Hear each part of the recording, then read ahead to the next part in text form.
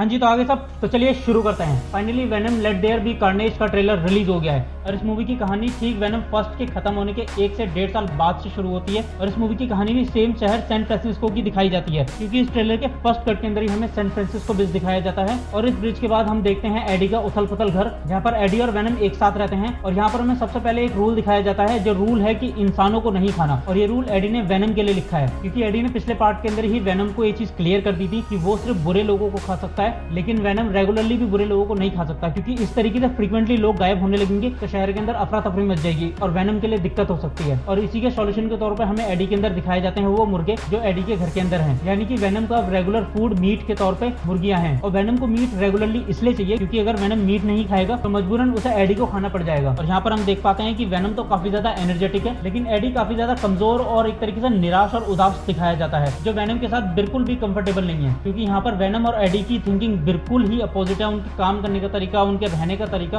और मजे की बात यह है कि दोनों के दोनों एक ही शरीर के अंदर रहते हैं और यहाँ पर हम साफ साफ देख पाते हैं कि वेनम किस तरीके से डोमिनेटिंग मैन की तरह रहता है, वहीं एडी एक कॉपरेट करने वाली अबला नारी की तरह रहता है। और इसी चीज को जस्टिफाई करने के लिए पीछे का बैकग्राउंड म्यूजिक काफी है, जिस सॉन्ग का नाम है द होल थिंग वॉर्म। ये सॉन्ग 1937 में गाया था एला लुइस ने और इस गाने का सिंपल मतलब यही है कि दो अलग अलग सोच रखने वाले, दो अलग अलग थिंकिंग रखने वाले अपोजिट बंदे एक साथ किस तरीके से अपना रिलेशनशिप मेंटेन करते हैं और किस तरीके से अपने रिश्ते को आगे बढ़ाने की कोशिश करते हैं। इसी के साथ आपको ट्रेलर के अंदर एक और सॉन्ग सुनाई देगा जिस गाने का नाम है वन। ये 1968 में हेनरी नुइसन ने रिलीज करा था और इस गाने का मतलब सिंपल अकेलेपन से है, यानी कि एक इंसान किस तरीके से अकेला हो सकता है और उसी अकेलेपन की वजह से वो किस तरीके से डिप्रेस हो सकता है, या फिर दो बंदे भी साथ रहकर जिनकी सोच नहीं मिलती और वो साथ रह रहे हैं, वो दोनों कितने ज्यादा अलग हो सकते हैं कि उन दोनों को साथ रहने के बावजूद भी अकेलापन महसूस होता है और इसी वजह से वो दोनों अपने अपने में डिप्रेशन का शिकार हो रहे हैं। और यही चीज गाने के अंदर दिखाई गई है और ये गाना यहाँ पर इसलिए यूज करा गया है क्योंकि वेनम और एडी ठीक इस गाने को ही रिप्रेजेंट करते हैं, जहाँ पर वेनम और एडी एक साथ रह तो रहे हैं लेकिन उन दोनों की थिंकिंग अलग होने की वजह से ये दोनों अलग अलग हैं फिर भी। और यहाँ पर आपको इस गाने से रिलेटेड एक और मजे की चीज बताता हूँ। जिस सिंगर ने ये गाना वन गाया था यानी हेनरी नुइस, उसकी मौत वैलेंटाइन डे पे हुई थी, यानी कि जिस दिन बंदे दो होते हैं उस दिन वो निपट लिया। और इसी सीन के अंदर हमें ये चीज भी दिखाई देगी कि सोनी कंपनी कितनी ज्यादा मनी माइंडेड है। और ये चीज मैं इसलिए बोल रहा हूँ क्योंकि इस सीन के अंदर हमें एक रेडियो दिखाया जाता है जहाँ पर इस रेडियो के ऊपर सोनी कंपनी का लोगो लगा हुआ है, क्योंकि सोनी कंपनी रेडियो वीडियो जैसी चीजें बेचती है तो उसने अपनी मार्केटिंग यहाँ पर कर ली। अब इसके बाद अगले सीन में हम एक शॉप को देखते हैं और ये शॉप मिसेस चैन की है और यहाँ पर हम साफ साफ देख पाते हैं कि मिसेस चैन किस तरीके से वेनम के साथ घुल मिल गई हैं और काफी ज्यादा फ्रेंडली हो गई हैं, क्योंकि जब एडी और वेनम उनकी शॉप में जाते हैं तो मिसेस चैन वेनम को इवनिंग विश करती हैं, जिसके जवाब में वेनम भी उन्हें हेलो बोलता है। और यहाँ पर हमें पता चलता है कि वेनम जो भी कुछ बोलता है वो सिर्फ एडी को सुनाई देता है और किसी को कुछ सुनाई नहीं देता। और ये चीज हमें इस तरीके से पता चलती है कि जब वेनम मिसेस चैन की इवनिंग विश का जवाब हेलो के तौर पर देता है तो ये चीज एडी मिसेस चैन को बताता है कि वेनम आपको हेलो बोल रहा है, यानी एक तरीके से मन की आवाज होती है वो उसी तरीके से बात करता है। और अब बात कर लें कि वेनम और एडी यहाँ पर इस स्टोर के अंदर क्या कर रहे हैं, क्योंकि जिन्होंने पहली मूवी देखी है उन्हें तो पता होगा, लेकिन जिन्होंने पहली मूवी नहीं देखी है उनको मैं बता दूं कि एडी एक जर्नलिस्ट है, ना कि एक स्टोर के अंदर काम करने वाला बंदा। तो इसका सीधा सीधा जवाब यह है कि वेनम ने फर्स्ट पार्ट के अंदर मिसेस चैन की जान बचाई थी और उसके बाद मिसेस चैन ने वेनम को एक स्वीट सा ऑफर दिया कि वो वेनम को डेली चॉकलेट देंगी और इसके बदले वेनम उनके स्टोर की रखवाली करेगा, जो डील अब तक चली आ रही है। और इसी सीन के अंदर हम स्टैन ली की एक ईस्टर एग भी देखते हैं। इसके बाद आता है एक जेल का सीन जहाँ पर इस मूवी का मेन विलन क्लीटस कैसिडी बंद है, जो आगे चल के कार्नेज बनेगा।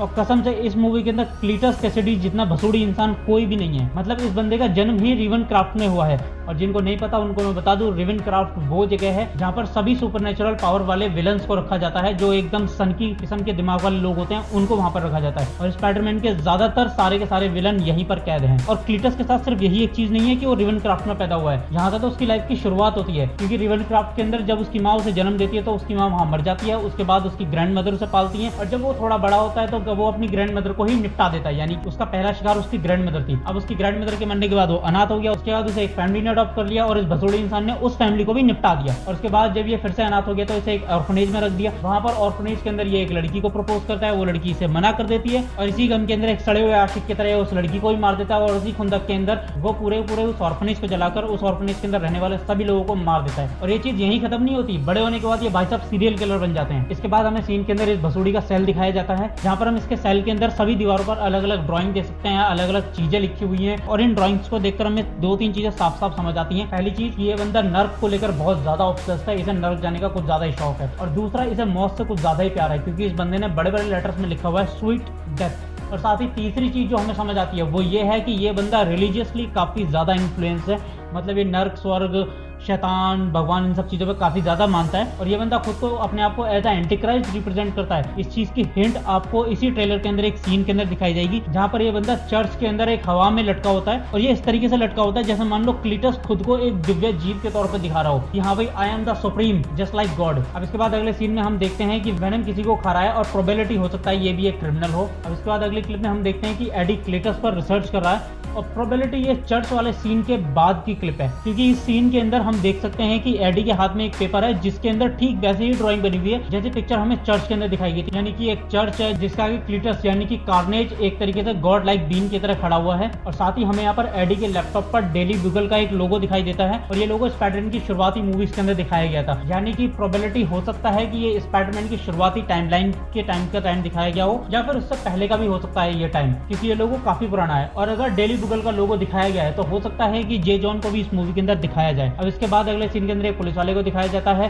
जिसका नाम पैट्रिक मूलिगन है और ये बंदा क्लीटस के केस को इन्वेस्टिगेट कर रहा है और इसी केस को मूलिगन से छीनकर एडिस को दे दिया जाता है, क्योंकि क्लीटस एडिस के अलावा किसी से बात ही नहीं करना चाहता, किसी के साथ कॉर्पोरेट ही नहीं करना चाहता और हो सकता है इसी वजह से गवर्नमेंट ने एडिस को इस काम के लिए चुना हो, क्योंकि गवर्नमेंट उन सभी बंदों की डेड बॉडीज ढूंढना चाहती है जिन सभी बंदों को क्लीटस ने मारा है और कहीं उनकी डेड बॉडी छुपा दी गई है। और इसी ट्रेलर के अंदर हम एक सीन देखते हैं जहाँ पर क्लीटस एक लेटर को लिखता है और लेटर लिखते लिखते वो एक स्पाइडर को भी मार देता है और यहाँ पर हो सकता है ये एक ईस्टर एग हो जो ये चीज रिप्रेजेंट करता हो कि आगे चल के क्लीटस और स्पाइडरमैन के बीच एक लड़ाई होगी। और क्लीटस जिस लेटर को लिख रहा है ये वही लेटर है जिस लेटर को आपने शुरुआती क्लिप के अंदर एडिस के घर के अंदर एडिस को लेटर पढ़ते देखा था, ये वही लेटर है। अब यहाँ पर आपको मैं एडिस, क्लीटस और मूलिगन के बीच एक कनेक्शन बताता हूँ और वो कनेक्शन ये है कि एडिस का वेनम, क्लीटस का कार्नेज और मूलिगन का आने वाला टॉक्सिन आपस में पिता दादा वादा है। इस चीज को सिंपली आपको समझाऊं तो वो ये है कि वेनम से पैदा हुआ कार्नेज, कार्नेज से पैदा होगा टॉक्सिन, जहां पर वेनम सुपर हीरो है, कार्नेज विलन है और टॉक्सिन कॉमिक के अकॉर्डिंग तो गुड इमेज वाला, यानी ये एक अच्छा इंसान दिखाया गया है, एक अच्छा जीव दिखाया गया है, लेकिन पता पड़े मूवी के अंदर किस तरीके से इसको रिप्रेजेंट करा जाएगा। और मुझे लगता भी नहीं है कि मूवी के अंदर टॉक्सिन को दिखाया भी जाएगा, या अगर दिखाया भी गया तो पोस्ट क्रेडिट सीन के अंदर दिखाया जा सकता है। अब वेनम, कार्नेज और टॉक्सिन बाप दादा कैसे हैं ये मैं आपको बता दूं। असल में कॉमिक के एक हिस्से के अंदर हमें दिखाया जाता है कि एडिस और क्लीटस एक जेल के अंदर बने, जहां पर क्लीटस फिर से वही अपनी भसुड़ी वाली हरकतें करता है और एडिस को मारने के लिए एक चाकू बनाता है और जब वो एडिस पे हमला करता है तो वहां पर वेनम आकर एडिस को बचाने के लिए क्लीटस पे हमला कर देता है और इसी हाथापाई में वेनम का एक छोटा सा हिस्सा वहां पर रह जाता है और यही छोटा सा हिस्सा क्लीटस से जाके जुड़ जाता है और बाद में यही हिस्सा आगे चल के कार्नेज बनता है और हो सकता है इसी तरीके से कार्नेज का भी एक छोटा सा हिस्सा मूलिगन से जाके जुड़ जाए जो आगे चल के टॉक्सिन बन जाएगा। अब इसके बाद एडिस अपनी एक्स गर्लफ्रेंड से मिलने जाता है और इसी मीटिंग के सीन के जस्ट अगले सीन के अंदर हम एडिस को निराश होते हुए जाते देख सकते हैं। तो प्रोबेबिलिटी हो सकती है कि उसकी गर्लफ्रेंड से कुछ बात नहीं बनी और वो निराश होकर वहां से चला गया। अब इसके बाद अगले सीन के अंदर हम रेवेनक्राफ्ट पागलखाने को देखते हैं जहां पर क्लीटस की होने वाली गर्लफ्रेंड शेरिक को दिखाया जाता है जो एक ग्लास बॉक्स के अंदर बंद है और उस ग्लास बॉक्स के बाहर दो लोग खड़े हुए हैं और उन दो लोगों ने भी हेडफोन लगा रखा है और उन दो लोगों ने हेडफोन इसलिए लगा रखा है क्योंकि शेरिक के पास एक्सट्रीम साउंड जनरेट करने की पावर है, ठीक बेन 10 के एको की तरह। और यहाँ पर मैं आपको एक मजे की चीज बता दूं कि कार्नेज, वेनम और टॉक्सिन की सबसे बड़ी कमजोरी साउंड और फायर ही है। और मजे की चीज, कार्नेज की गर्लफ्रेंड कौन है? शेरिक। मतलब हद है भाई, यहाँ पर भी बंदा कितना भी पावरफुल हो जाए, कितना भी बड़ा विलन या कितना भी बड़ा सुपर हीरो बन जाए, आखिरकार अपनी वाली के आगे कमजोरी दिखाई गया है, यानी कि ह्यूमंस हो या सुपर ह्यूमन सबका हाल एक ही जैसा है, लुगाई के आगे सब कमजोर। अब इसके बाद अगले सीन के अंदर हम देख सकते हैं कि जेल के अंदर क्लीटस को जहर का डोज देके उसे मौत की सजा सुनाई जा रही है और जैसे ही जहर का डोज क्लीटस की बॉडी के अंदर इंजेक्ट होता उससे पहले ही कार्नेज क्लीटस की बॉडी से बाहर आता है और वो जहर को वापस पुश कर देता है और इसके बाद कार्नेज क्लीटस की बॉडी पे कब्जा कर लेता है और फिर इसके बाद कार्नेज और क्लीटस जेल को तोड़कर वहां से भागकर सीधा रेवेनक्राफ्ट पागलखाने के लिए निकल पड़ते हैं क्लीटस के बचपन के प्यार शेरिक को बचाने के लिए। इसके बाद जब रेवेनक्राफ्ट पर क्लीटस पहुंच जाता है तो क्लीटस और उसकी गर्लफ्रेंड मिलकर पूरे रेवेनक्राफ्ट को बर्बाद कर देते हैं और इसके बाद आता है वेनम का लोगो और पीछे वही वन वाला सॉन्ग और इस लोगो के बाद एक कॉमेडी सीन आता है मिसेस चैन और वेनम के बीच का, जहाँ पर मिसेस चैन वेनम को बोलती है कि उसकी चॉकलेट आज नहीं आई है, जिस पर वेनम भड़कते हुए बोलता है कि अगर मुझे चॉकलेट नहीं मिली तो मैं मिसेस चैन को ही खा जाऊंगा और फिर मिसेस चैन को खाने से वेनम को एडी रोकता है। और फिर इसके बाद आता है इस ट्रेलर का आखिरी सीन जहाँ पर क्लीटस हवा में, चर्च के अंदर हवा में लटका हुआ है और अपने आप को as a god been represent करा है कि हाँ भाई इससे पावरफुल कोई है ही नहीं और यहाँ पर यह ट्रेलर फिनिश हो जाता है। इस ट्रेलर को आप देखोगे तो ये ट्रेलर वेनम की पहली मूवी से बिल्कुल अपोजिट है, ये आर रेटेड बिल्कुल नहीं है। इस ट्रेलर को पूरी तरीके से एमसीयू के ट्रेलर का टच दिया गया है और प्रोबेबिलिटी हो सकता है कि वेनम मूवी को भी एमसीयू मूवीज का टच दिया जाए, यानी कि लाइट टोन कॉमेडी के साथ एक सुपर हीरो मूवी जिसके अंदर आर रेटेड की कोई जगह नहीं है और हो सकता है आगे भी इसी तरीके की सीरीज सीरीज कंटिन्यू करी जाए, क्योंकि सोनी पिक्चर्स ने वेनम के लिए मार्वल के साथ टाई अप कर रखा है और हो सकता है इसी वजह से आने वाली कुछ मूवीज या कुछ टाइम बाद या फेज 4 के अंदर वेनम को एमसीयू के अंदर अपेयर करा जाए, यानी कि एमसीयू के यूनिवर्स के अंदर अपेयर करा जाए। और प्रोबेबिलिटी हो सकता है कि डॉक्टर स्ट्रेंज की जो मल्टीवर्स यूनिवर्स की मूवी आ रही है उसी के अंदर वेनम को भी रिप्रेजेंट करा जाए। हालांकि ऐसा होगा नहीं, क्योंकि जब भी किसी नॉन रिलेटेबल मूवी का ट्रेलर या हम कुछ ऐसा देखते हैं तो उसको सीधा सीधा हम डॉक्टर स्ट्रेंज से जोड़ देते हैं। अब 2.5-3 घंटे की मूवी होगी, कितना ज्यादा डॉक्टर स्ट्रेंज बंदों को उसके अंदर अपेयर कर देगा। प्रोबेबिलिटी नहीं है वेनम आएगा, लेकिन हाँ ये चीज जरूर हो सकती है कि एमसीयू के फेज 4 के अंदर वेनम को मार्वल वाले रिप्रेजेंट करते हैं, क्योंकि इस टाइम तो भाई साहब मार्वल वालों का हिसाब सीधा है कि जो भी सुपर हीरो इस दुनिया के अंदर या किसी भी कंपनी के अंदर कोई भी बंदा क्रिएट कर रहा है तो वो हम खरीदेंगे या फिर वो हमारा ही होगा। और ये भी हमारा, वो भी हमारा, सब कुछ हमारा है, सब कुछ इनके एमसीयू के अंदर आना चाहिए। इन्होंने ये हाल कर रखा है, यानी कि जो सुपर हीरो इनका है वो तो है ही इनका, और जो नहीं है उसके भी ये पैसा खर्च करके राइट्स खरीद लेंगे किसी भी तरीके से। बस इन्हें सारे के सारे सुपर हीरो एमसीयू के अंदर डालने, एक तरीके से सब्जी मंडी के अंदर निकलो, सब कुछ खरीद लो। अब अगर बात करें सोनी पिक्चर्स की कि आखिरकार ऐसा क्या हुआ कि सोनी पिक्चर्स ने अपने स्टेटमेंट से पलटते हुए आखिरकार अपनी मूवीज को, और वो भी इतने बड़े बजट की मूवीज को, वेनम और स्पाइडरमैन की मूवीज को थिएटर के अंदर रिलीज करने का फैसला लिया। क्योंकि सोनी पिक्चर्स के चेयरमैन टोनी ने कुछ ही टाइम पहले स्टेटमेंट दिया था कि जब तक कोविड खत्म नहीं होगा तब तक भाई सोनी कंपनी कोई भी अपनी मूवी थिएटर के अंदर या किसी भी तरीके से रिलीज नहीं करेगी। तो भैया इसके पीछे राज है सोनी कंपनी और नेटफ्लिक्स के बीच हुई $1 बिलियन